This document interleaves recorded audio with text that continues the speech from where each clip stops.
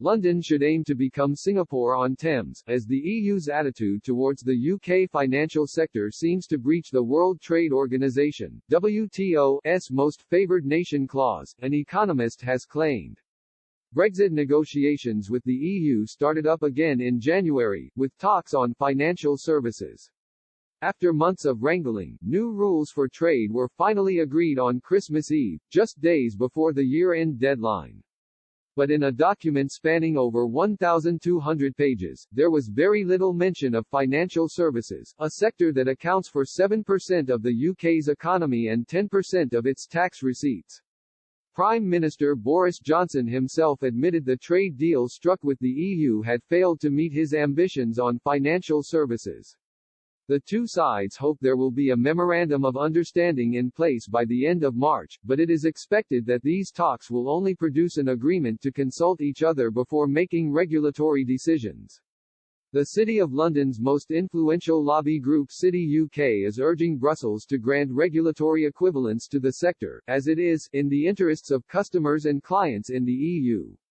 The group also called for the Memorandum of Understanding talks to create regular structured dialogue, including transparency, clarity and certainty on the unilateral processes of adoption, suspension and withdrawal of equivalence decisions.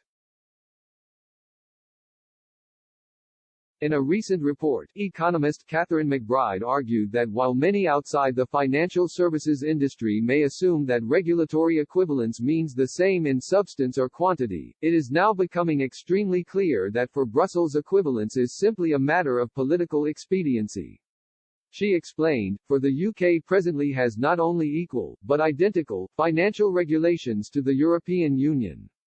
The Commission claims that equivalence has been withheld because the UK could change its regulations in the future.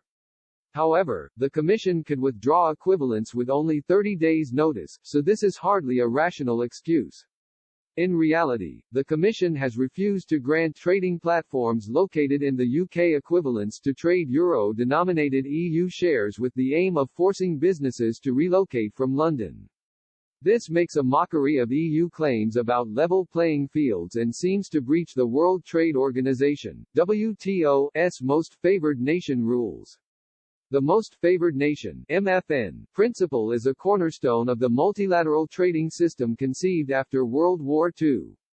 It seeks to replace the frictions and distortions of power-based, bilateral, policies with the guarantees of a rules-based framework where trading rights do not depend on the individual participant's economic or political clout. Rather, the best access conditions that have been conceded to one country must automatically be extended to all other participants in the system. This allows everybody to benefit, without additional negotiating effort, from concessions that may have been agreed between large trading partners with much negotiating leverage. Ms. McBride argued the City of London now needs to rediscover its innovative spirit and distance itself from Brussels.